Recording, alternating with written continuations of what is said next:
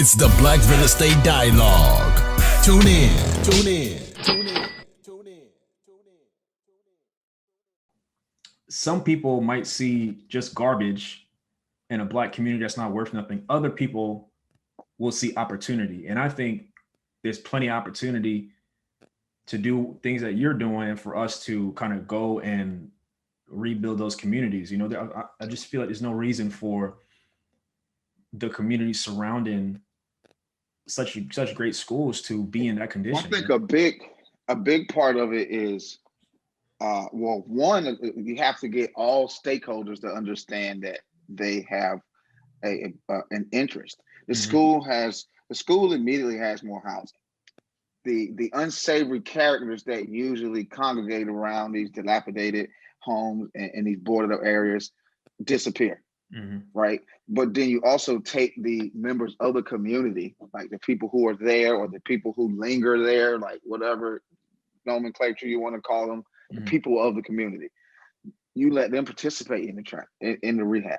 Well, even if that's cleaning up the yard or hauling the trash or anything, right? You give the community a more psychological sense of rehabilitation. Yeah. And the students, imagine being introduced to the idea as a student of collectively you and three or four other people getting together and taking a refund check and you having an ownership stake in the house that you live in, that you get a paycheck, that you get a check for when you move out of. And if everything goes how we want it to, you could possibly get volunteer and apprenticeship hours from the house, Wow. right? Yep. So no one has brought this idea of wealth and home ownership and the power that the industry and just the behemoth structure that real estate is. Like nobody has brought that understanding and the actual literalness of it down to the mind of an 18-year-old, Yep. right? In this country, it's like, oh, okay, I'm 30 now. I guess I should start looking into getting a crib, or I guess I should look into real estate. And it's funny you made the comment about Morehouse. I went to A&T and there were some homes near the school that I walked past every day on the way to one of the convenience stores. And back then, I'm just looking at them like, oh man, why is these trashy looking houses near my school? Walking past the houses with the money in my pocket to buy one of them, Mm-hmm. right? And didn't buy it, of course. Yeah. Fast forward 15 years later, of course, the school has their area fenced off and they're probably about to build a new parking deck there or something, right? So the idea for HBCU Realty was literally born from personal experience, right? Like the Mm-hmm. best things are created because of the co-founders' experiences, right? I didn't realize when I was in college the earning potential of literally those houses that I was walking by, Yeah. right? Because nowhere, and you said it earlier, and this I think at times is the hard part to get our people to understand, right? Like nowhere looks like forever, Yeah. right? They're gonna come through and bulldoze it, they're gonna rehab it, they're gonna put a park there, it's gonna be a building there. Like it's not gonna look like that forever. That forever may not happen until you're not here. But if you owned it, that means your family owned it when you leave here. So we gotta get out of the it looks like crap mentality, Yeah. right? Well, make it not look like crap, Right. right? Yeah. Yeah, yep. So, Yeah. yep. What was so walk me through what that process was like with just you all getting the first property and I guess getting everyone together on the same page. Like what was that like? Because I know that's not always easy. So It, what was that like? it was. I was about to say that it was tough.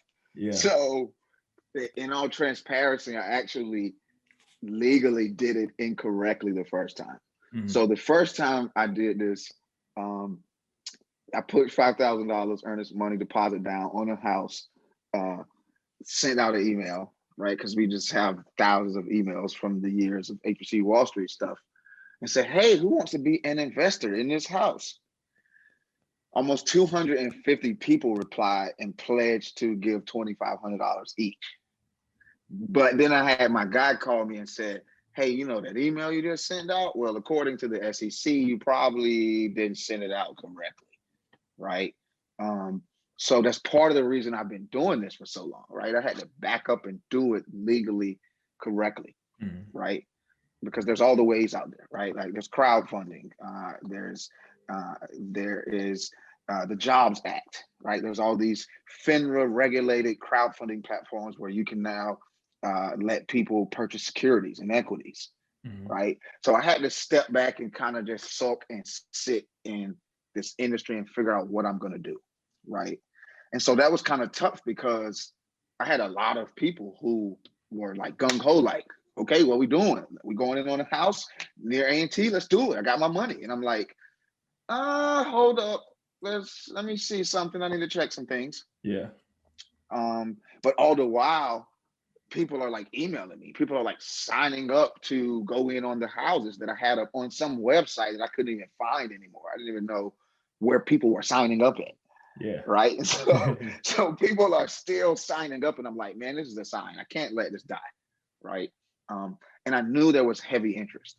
Right. So this is part of the difficulty of me mentally moving forward. Like, one, I never wanted to start something and didn't finish it. Right. Like, that was just the personal side of it. Mm-hmm. Two, had all these people who were like, hey, what you doing? We ready to do something with you. And then the other part of it was, I just personally want a lot of my wealth and riches to come from real estate. So if I can't dredge through this real estate scenario, then I ain't gonna be able to get through any of the other ones that are gonna come up, right? So I backed up, I regrouped. I think I just kind of put my head down a little bit more in regards to it. And I throughout this whole time, right? I mean, at this point in time, a year and some change has went by since I first put the idea out. And I've lost my earnest money on 3 or 4 different houses at this point, right? One in Baltimore, one in Morgan State. I mean, I was putting up $5,000 or $6,000 because I have 18 people over here who say they're going to give me 50 bands. Yeah. So I would put up the 5 or 6, and then I have a hard time collecting the money. Yeah. And then I lose my $5,000 or $6,000. Wow. Right. So by the time I bought this Tuskegee house, like, I'm literally already in 20 bands trying to buy these houses. I mean, granted, that's not a lot of money, but it's not a little bit of money either. That's a lot of money. Right. Oh, no, nobody wants to lose that money, man. Well, you know what, man? I both times I sucked it up to learning, and I say, you know what? And can't nobody say I don't got no skin in the game now. I'll show you these 4 receipts that say I got 20,000 skins in the game. Right. So fast forward, I now have another core group of people, right? It was 10 of us at that point. And so the strategy was, I would find a house that maybe would cost about 15, 16, that needed maybe 20 to 30 in rehab, right? These were going to be the buy and hold cribs that are going to be rental, student rentals, right? So I found a couple, right? And so I would collect the money from people, and it's like, okay, boom, 5 or 10 people are sending me $15,000 or $20,000 in increments of $2,000 or $4,000, and then I can't collect the other 30 to rehab. So it's like, I saw it becoming really difficult to do this, and I didn't own the house. So I just had an epiphany one day and say, you know what? I'm just gonna buy 4 walls that need rehab. We're just gonna buy it. I don't care if it's a piece of crap. We're gonna buy it, and then we'll worry about how we fix it after that. I just want to get the ownership of it. Once I own the deed, how to fix it will fall into place if I just keep working at it, right? So the house was about $6,000. Yeah. Living in Maryland, right? Living in the DC area, I mean, I know that some of the people around have mortgage. And so for me, it's like, even if you do have to go find the money to rehab it later, like, I can't understand how people just are not taking to the fact that you can go buy a house out here for the same amount of money that somebody spent on 1 month of their mortgage. Right. Yeah. So we bought the house. By this time, there's 5 or 6 people.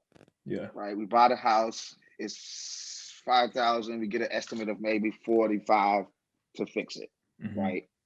So the idea was, we're all just gonna split the rehab. Everybody was gonna put up $8,000 to $10,000. Right. So everybody at this point has maybe put up about half the money we decided. And then, I'm talking to the contractor that's helping me, and we're like, yo, why is everybody putting up all the cash? Like, this is crazy. Like, let's go use some other people's money and then, use the rental income to pay for that money, right? Whether that's private money or hard money or whatever. Like, let's not have everybody whop out $10,000. Yeah. Right. So, I mean, that's basically where we're at now, right? Like, the house is about 60% rehabbed. I mean, we're looking to put a tenant in it for the summer session. Hopefully, if not by then, definitely someone for the school year, right? Yeah. But, all in all, it's been a learning experience, right? I've had to manage people. I've had to manage people's money. I've had to manage expectations. I've had to manage their belief in the fact that even though we all in this together, that at the bottom line of it is that I'm gonna make it happen. Hi everyone, Sam here from the Black Real Estate Dialogue. Make sure to hit that notification bell and that subscribe button and to visit us at blackrealestatedialogue.com.